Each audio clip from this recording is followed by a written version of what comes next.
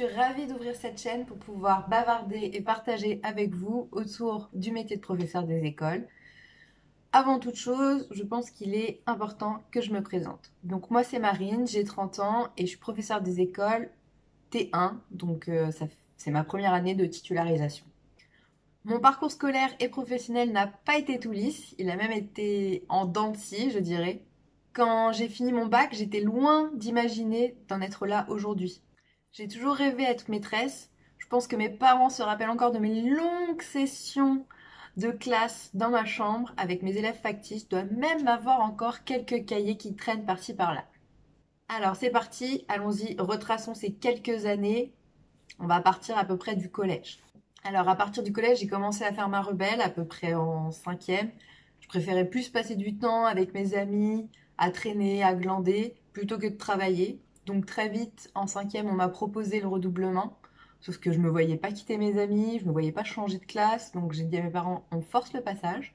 Parce qu'on avait encore... les parents avaient le choix de nous faire passer ou pas. Et une fois en quatrième, j'ai continué sur le même lancé. Donc, arrivé à la fin de la quatrième, on m'a dit, hey cocotte, tu as voulu forcer le passage en cinquième, mais par contre, la quatrième, tu vas la refaire. Donc, j'ai refait ma quatrième. Et une fois arrivée au lycée général, j'étais toujours sur la même lancée, hein, toujours ado rebelle. Donc, j'ai continué, j'ai séché les cours, je restais à glander devant le lycée pendant que mes parents pensaient que j'étais au lycée. Voilà quoi, donc arrivé au dernier trimestre, on m'a dit, même pas, au mois de mai à peu près, on m'a dit, il va falloir penser à une réorientation. Une réorientation, mais qu'est-ce que je vais faire? J'en sais rien, moi, ce que je vais faire de ma vie. Donc on m'a proposé, si tu veux, il y a un BEP vente, alors c'était VAM, BEP vente action marchande, en un an. Je dis, un an parfait, très bien, je veux pas plus. Je n'ai pas du tout envie de m'éterniser dans les études, donc allez, c'est parti, BEP vente. Donc j'arrive en BEP vente. Je continue à rien faire et là, les notes, elles décollent. Je dis, ah bon, c'est pas mal cette filière finalement. Donc après avoir été en échec, tu as un peu de réussite, donc c'est cool. Donc je réussis le BEP vente et mes parents me disent, ah non, non, t'arrêtes pas là, tu vas jusqu'au bac, on te propose de faire un bac pro commerce, t'y vas, tu fonces. Ça me saoulait, mais je me dis, bon, ils ont peut-être raison, on va le faire. Donc pendant mes 2 années de bac, je découvre le monde de l'animation, donc en passant mon BAFA. Et là, c'est l'évidence, quoi. C'est les enfants, c'est ça, c'est ce que je veux faire. Ça a toujours été le cas. Pourquoi changer? Je veux être dans le monde des enfants. Et arrivé à la fin du bac, donc on nous commence à nous parler d'orientation. On part au centre d'orientation, donc le CIO, le centre d'information et d'orientation. Et là, je tombe sur une conseillère. Alors elle, pour te ruiner ta vie, elle a tout fait, championne. Elle me dit ah bon, vous voulez être prof? Maintenant en fait ils ont tout réformé, donc c'est plus une licence, c'est un master. Donc vous sortant de bac pro, vous n'y arriverez jamais. Vous pouvez laisser tomber. Je suis sortie de là, j'étais dépitée. J'ai dit bon qu'est-ce qu'on va faire quoi? On va rester avec un bac? Ouais, on va rester avec un bac. Alors cette petite conseillère, si je pouvais lui dire 2 mots aujourd'hui, j'ai envie de lui dire moi avec mon bac pro. Alors regarde où j'en suis. Écoute la fin de l'histoire, ma petite cocotte. Donc dépitée, résignée, j'arrête mes études et je continue dans l'animation. Je fais les centres de loisirs, les colos, les classes découvertes. D'ailleurs, si ce sujet vous intéresse, n'hésitez pas à me le dire en commentaire. Ça me ferait très plaisir de faire une petite vidéo sur l'animation, parce que j'ai quand même fait 10 ans d'animation, donc il n'y a pas de souci, je suis ouverte pour en parler.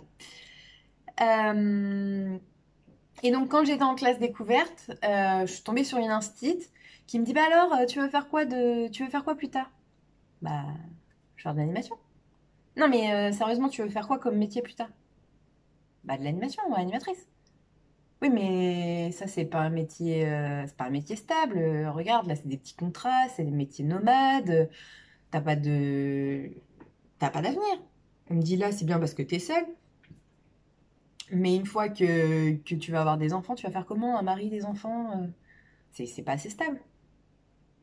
Je dis oui, mais mais attends, je suis en train de passer mon BFD pour être directrice, donc ce sera peut-être un peu plus stable quoi. Et donc à partir de là, je me suis dit bon je vais quand même me confier. Je dis moi mon rêve c'était d'être maîtresse. Puis je lui raconte l'histoire du CIO, etc. Que l'hôtel m'a dit avec un bac pro c'est mort. Et là elle me fait non mais arrête. Elle me dit, tu l'écoutes pas. Elle me dit, tu essayes. Si tu n'y arrives pas, tant pis. Mais au moins, tu n'auras pas le regret toute ta vie de ne pas avoir essayé.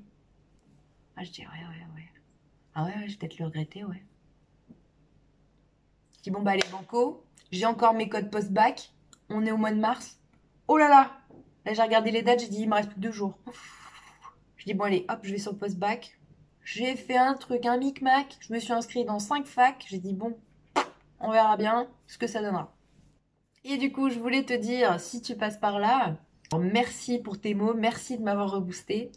Et donc en 2014 ou 2015, quand j'ai dû faire mes choix sur le post-bac, j'ai décidé de m'inscrire en licence d'anglais. Alors pourquoi la licence d'anglais? Je me suis dit, tiens, j'aime bien l'anglais, j'aime bien regarder des séries en anglais, j'aime bien... J'aimais bien, j'aimais bien en bac l'anglais, etc. Pourquoi pas? Une licence d'anglais? Ouais, une licence d'anglais. Je me suis inscrite en anglais. Mais j'avais pas pensé que LLCER, tous les cours étaient en anglais. Donc on s'est tapé de l'histoire en anglais, de la littérature en anglais. Je comprenais rien. Ah mais totalement perdu. Mhm. Ah d'accord, oui. Mhm. Oui. Oh là, elle m'interroge. Oula, elle m'interroge. Non, voilà quoi. Quelques petites frayeurs quoi. Donc malgré que j'ai essayé de me remettre à niveau, que j'ai fait beaucoup de choses pendant le premier semestre pour essayer de pallier à ce manque quoi.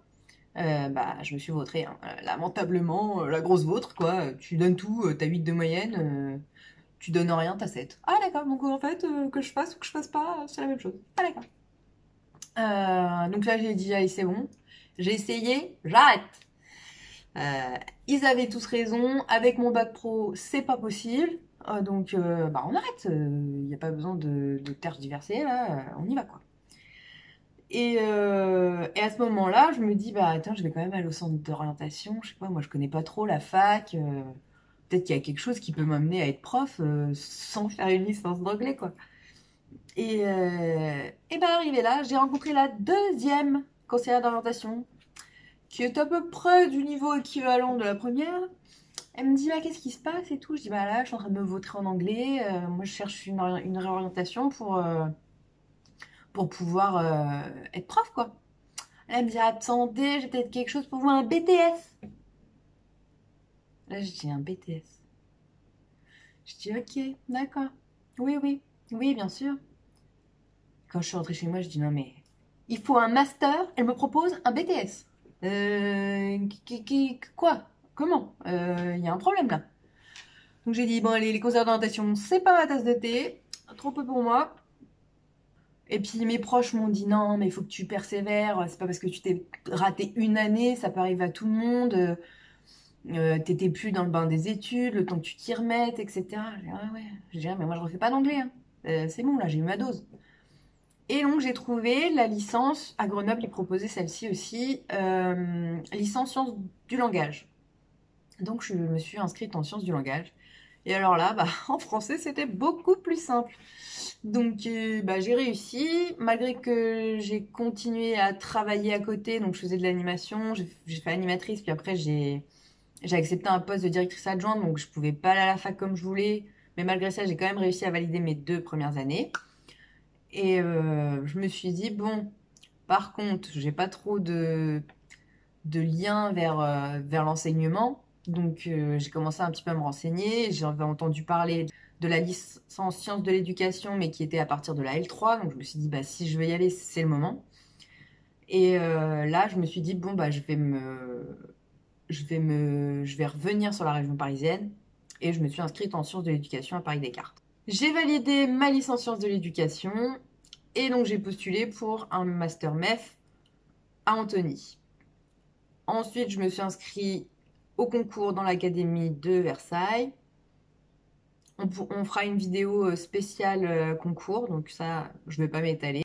J'ai réussi le CRPE et j'ai été affectée dans le département du Val d'Oise. Bon, c'était pas mon premier choix, mais bon, ça, c'est un autre débat.